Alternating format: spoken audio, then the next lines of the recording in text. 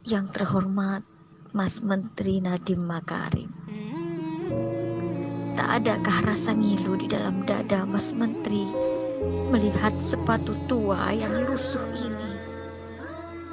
Memang benar sepatu tua ini terlihat bermerek, tetapi tahukah ini hanya sepatu loaaf kiran? Tahukah Mas Menteri, sepatu ini telah dipakai bertahun-tahun lamanya oleh si empunya, seorang bapak dengan pakaian putih lusuh dan celana hitam yang warnanya sudah tak hitam lagi karena pudar. Mendekati usia senja, masih setia mengajari anak-anak di pelosok negeri ini membaca dan mengeja.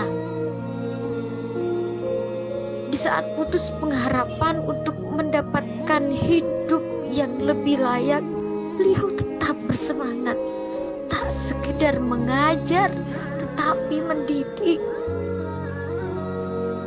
Gaji di bawah 500.000 sungguh tak cukup untuk makan sebulan, apalagi untuk membeli sepatu.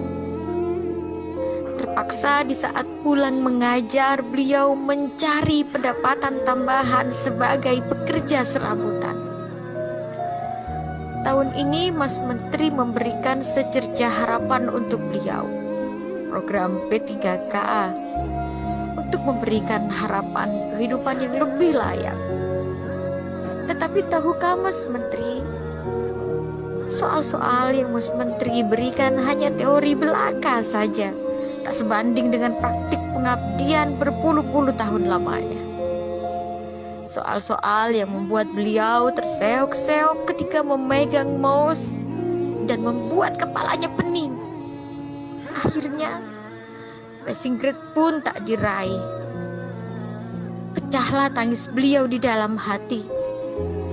Terlihat jelas ketika nilai-nilai itu terpampang di layar monitor. Beliau terdiam 1000 bahasa. Entahlah apa yang dipikirkan. Melihatnya pun saya pun ikut terisak. Memang benar beliau tak secerdas, sejenius, sekreatif Mas Menteri. Tetapi beliaulah yang menjadi pelita di tengah gulita buta aksara di pelosok negeri ini. Memang benar beliau tak pandai teknologi, tapi tanpa teknologi beliau mampu membuat anak-anak negeri ini merangkai kata dari A hingga Z, berhitung, dan hal-hal dasar untuk memahami hidup. Memang benar para muridnya sebagian besar menjadi TKI dan TKW. Tapi tahukah Mas Menteri, bukankah mereka juga merupakan pahlawan penghasil devisa negara tercinta ini? Beliau mempunyai andil yang besar dalam membangun negeri tercinta ini.